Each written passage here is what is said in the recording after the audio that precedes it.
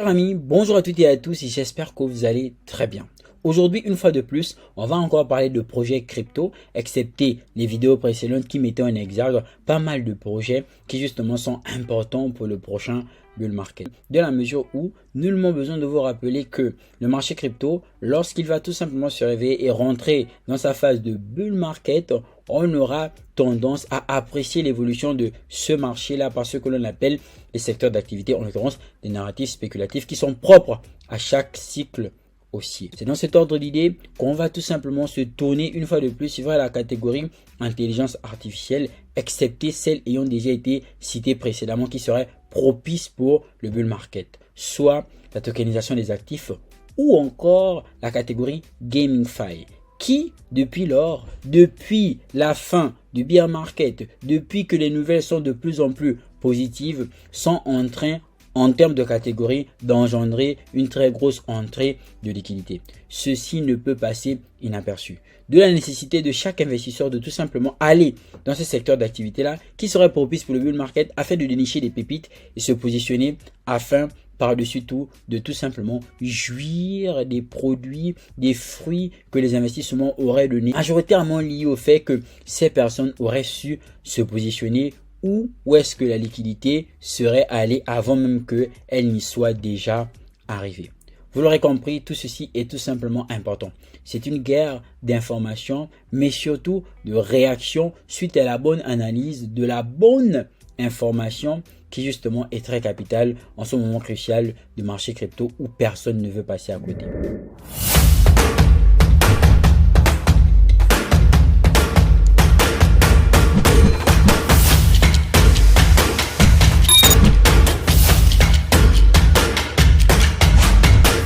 Vous conviendrez avec moi que la catégorie intelligence artificielle a fait tellement de bruit. Ce qui a suscité le fait que pas mal de personnes viennent lancer des projets. On a vu beaucoup de projets sortir ici et là dans cette catégorie. Et c'est ce qu'on va appeler le fait de surfer sur la vague, sur la tendance pour ne tout simplement pas passer à côté. Tout comme vous conviendrez avec moi que dans cette catégorie, il y a des projets qui sont solides et d'autres qui ne le sont tout simplement pas.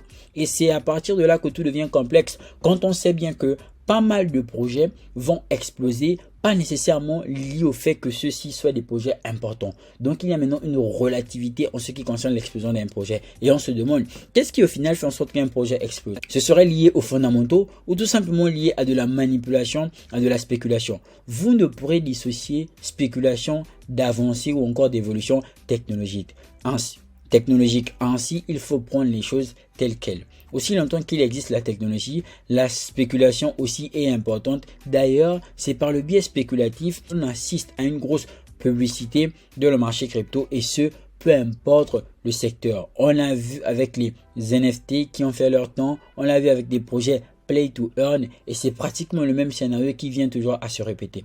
Chers amis, sans vouloir m'éterniser, on va tout de suite aller dans le vif du sujet. Bon, vous conviendrez avec moi que depuis que Bitcoin vient à faire ses mouvements, pas mal de projets viennent à prendre de la valeur. Je vous disais que les différentes catégories ayant précédemment été citées ont engendré un gros flux en termes d'entraîne de liquidité. Et au moment de la vidéo, on peut constater que la catégorie intelligence artificielle est à 12,7% à la hausse. Et bien évidemment, dans chaque catégorie, il y aura ce qu'on appelle les piliers de la catégorie. En l'occurrence, les crypto-monnaies qui dans cette catégorie auront ce qu'on appelle un gros market cap, d'autres qui auront un market cap moyen. Les derniers du classement, en l'occurrence, des projets qui auront un market cap ultra méga bas, donc des low market cap. L'investissement va tout simplement dépendre de la stratégie de la personne qui va décider d'investir, en ce sens où est-ce qu'il aurait la capacité financière de se positionner sur des projets qui sont déjà piliers dans cette catégorie, ainsi prendre moins de risques, ou encore aller chercher des risques dans des projets qui sont vraiment très bas dans cette catégorie, du fait qu'il n'aurait peut-être pas une très grosse liquidité. La relativité, le choix va tout simplement dépendre à tout un chacun, et c'est ainsi que dans une même catégorie, dans un même marché, on aura une multitude de stratégies en fonction des objectifs et des besoins de tout investisseur. Je vous le dis car c'est très important pour tout un chacun d'avoir la tête sur les épaules lorsque l'on s'apprête à rentrer dans un marché haussier. Chers amis, la première crypto-monnaie qui est largement en hausse et qui est en tête dans cette catégorie relative à l'intelligence artificielle, c'est le Bitswap TAO. En effet, nous a tout simplement sorti une hausse assez spectaculaire, ce qui a engendré le fait que le projet décolle carrément du niveau de 23 $ à plus, en l'occurrence près de 380 $. C'est tout simplement énorme. Ça a été une montée fulgurante. Vous conviendrez avec moi que pour plusieurs personnes qui veulent rentrer dans le Bitcoin sur TAO, vous avez déjà largement raté le train et que toute position, toute décision d'achat actuellement crypto est ultra méga haussière serait tout simplement le fruit de ce qu'on va appeler le FOMO. Souvent, j'ai dit aux personnes qui sont dans le canal privé Telegram WizCrypto que un investisseur, c'est aussi celui-là qui sait reconnaître lorsqu'il est buté, lorsque le train est passé, il doit tout simplement attendre un autre train. Si et seulement si d'autres trains viendront. Avec le marché crypto en particulier, que ce soit l'investissement ou encore le trading, il y a toujours des opportunités, bien que n'ayant pas la même proportion ou encore la même portée en termes de prise de valeur de façon générale. Donc, ça sous-entend que même si on prend ce facteur en compte, donc pas ainsi prendre les choses de telle sorte que j'aurais peur de rentrer dans X ou Y projet à cause de ceci ou cela. Il est important de rester focus en se disant qu'il y a plusieurs projets et chaque projet a très certainement quelque chose à tout simplement proposer et c'est en fonction de cela que l'on va décider d'investir dans un projet. Pour moi, le Bitensor TAO, c'est un projet qui est déjà dépassé. Le Bitensor TAO, c'est un projet qui n'est plus accessible à tout le monde. Ainsi, je vais tout simplement l'enlever dans cette vidéo en termes de projets qui, dans la catégorie intelligence artificielle, pourraient encore attirer pas mal d'investisseurs. D'ailleurs, autant vous le dire, je vais plutôt me concentrer sur des projets dans la catégorie intelligence artificielle qui sont là, assez importants et intéressants, néanmoins n'ont pas encore réellement performé et que d'ailleurs, leur performance pourrait tout simplement attirer tout simplement de grandes entrées de liquidité en ce sens où ces projets viendront à prendre considérablement de la valeur. Chers amis, veuillez bien regarder cette vidéo jusqu'à la fin. Après le Bitensor TAO, comme vous pouvez le remarquer, la deuxième crypto-monnaie assez importante de la catégorie intelligence artificielle, c'est le Render. Mais je ne vais pas m'attarder sur le Render, je vais directement passer sur le Fetch.ai. En l'occurrence, le fait, et vous allez comprendre pourquoi. Tout d'abord, il est important de comprendre que même si on évolue dans la même catégorie en termes de projet, chaque projet va apporter sa solution, va apporter son approche, va apporter une certaine plus-value dans le secteur d'activité où tous les projets vont évoluer. Et c'est tout simplement les différentes spécificités divergentes d'un projet à un autre qui pousseront X ou Y investisseurs à adopter un projet au détriment de l'autre en fonction des réalisations. Vite fait, le Fetch.ai est une plateforme qui vise à connecter les appareils et les algorithmes de l'Internet des objets, IoT, pour encourager leur apprentissage collectif. Il a été lancé en 2017 par une équipe basée à Cambridge au Royaume-Uni. Fetch.ai est développé sur un ledger fragmenté à haut débit et permet aux contrats intelligents de déployer des solutions de machine learning et intelligence artificielle pour la résolution des problèmes liés à la décentralisation. Ces outils open source sont conçus pour aider les utilisateurs à créer des infrastructures d'écosystème et de déployer des modèles commerciaux.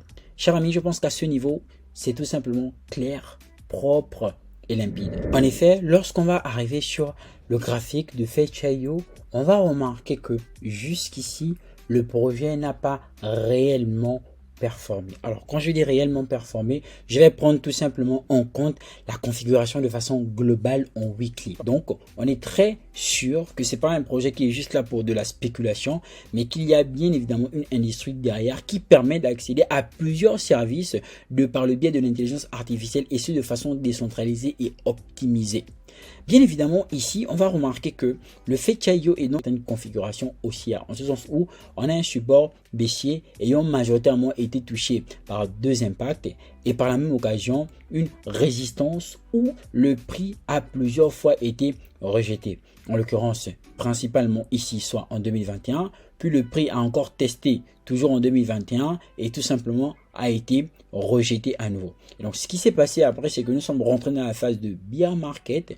Beaucoup de personnes pourront convenir avec moi que cette configuration à ce niveau-là est plutôt relative à celle de Bitcoin ou encore de Injective. C'est normal, c'est généralement ce que l'on va appeler la corrélation. Le niveau significatif, ça va tout simplement être ce niveau de résistance où le prix va généralement se situer entre 0,79 ou encore 0,80, en l'occurrence 79 centimes ou encore 80 centimes. Et que justement, il faudra passer au-dessus de ce niveau-là pour que l'on ait un fetch IO qui pourrait tout simplement s'envoler. La configuration haussière étant faite, le scénario selon lequel ceci ne se produise pas est tout simplement minime. Alors, si justement le fetch IO réussit à passer ce niveau, où est-ce que l'on pourra aller en termes de TP? Et à partir de là, ça devient plus ou moins simple. Ce dit TP, en l'occurrence ce take profit, va tout simplement constituer le niveau d'à peu près 55-60 $ sur le fetch IO. Et ça, on peut tout simplement l'attendre dans la période de bull market. Est-ce que possibilité il y a? Oui.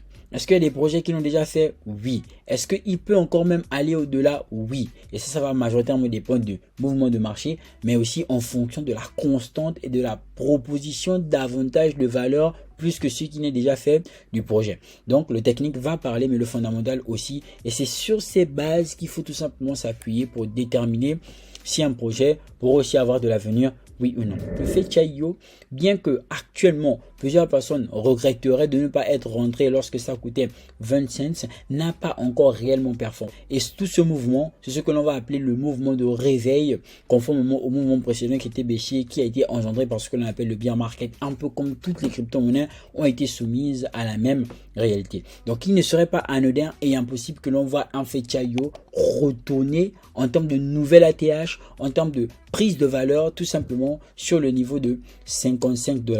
Ce qui va très certainement nous mentionner quelque chose plus ou moins relative au fait que l'on est à peu près 7119% pour 322 jours et à peu près une injection de liquidité relative à 23 milliards. Après le fetch high, l'autre projet que je mets dans votre radar qui pourra très certainement surprendre pas mal de personnes dans cette catégorie d'intelligence artificielle est tout simplement le Akash Network. Le Akash Network est un projet qui est très intéressant. Ça ne m'étonnerait pas qu'il nous sorte dans les mois à venir une performance relative à celle de BitTensor TAO. Le Akash Network est un super cloud à l'avant-garde d'un changement de paradigme dans le cloud computing, bouleversant les services cloud conventionnels et pionnier dans une révolution dans l'accès aux ressources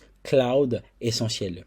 Tirant parti de la puissance de la technologie blockchain, Akash Network a développé un marché open source et décentralisé pour le cloud computing, un niveau sans précédent de vitesse, d'efficacité et de prix abordable. Cette innovation devrait transformer la façon dont les utilisateurs perçoivent et utilisent les services cloud. C'est tout simplement important et intéressant. Tellement le projet Akash Network ultra méga solide, bien que sous-coté actuellement, c'est vraiment ce que moi j'appellerais la souveraineté en ce qui concerne la data, en ce qui concerne les données. Et au fur et à mesure que l'on évolue, l'homme aura très certainement tendance à avoir des données encore plus accentuées. Tout ceci aura besoin de ce que l'on appelle des gros espaces de stockage. Et ces espaces de stockage seraient encore plus bénéfiques lorsque c'est la personne émetteur des données qui tout simplement aura encore la possibilité d'avoir la même mise sur ces données-là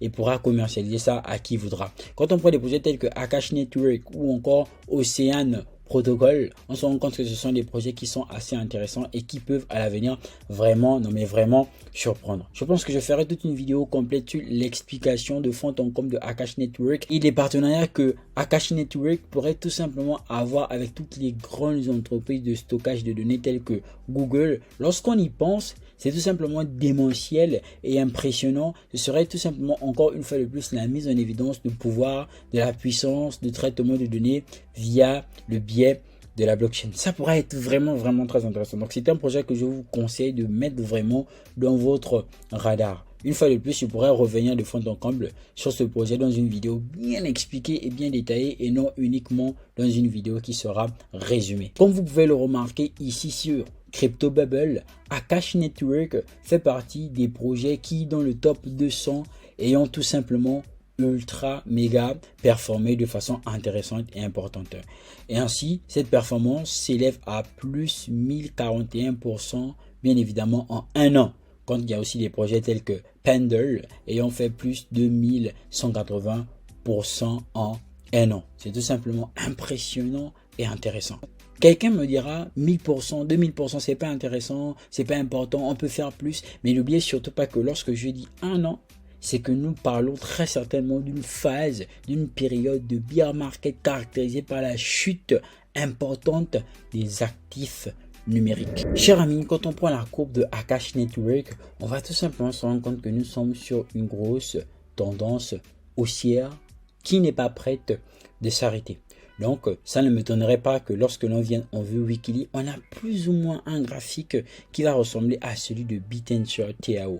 C'est vrai que c'est réellement pas la même chose. On va appeler un niveau accumulatif. Donc, on pourrait dire qu'on a eu tout un niveau d'accumulation à ce niveau-là. Et donc, on a tout simplement perforé le niveau que j'appelais niveau de résistance pour essayer d'aller tout simplement chercher l'envol. Et donc là, on a purement un projet qui est dans une tendance haussière, ce qui a bien été matérialisé en daily. Et donc, qui dit tendance haussière, dit actuellement, avec le contexte actuel du marché, une tendance qui n'est pas prête à s'arrêter. Donc, voici les deux projets qui, pour moi, dans l'intelligence artificielle, peuvent surprendre pas mal de personnes. Ça ne sous-entend pas que les autres projets n'ont pas d'avenir.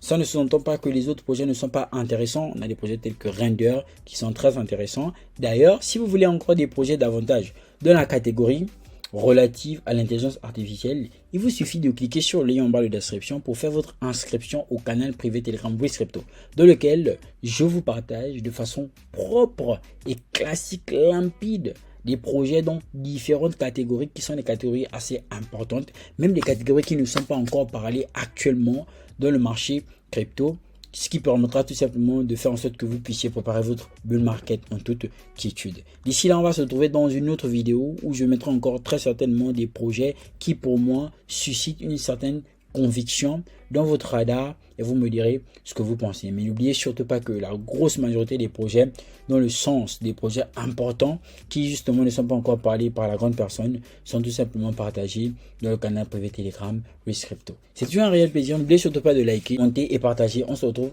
très bientôt dans une nouvelle prochaine vidéo. Allez, peace out.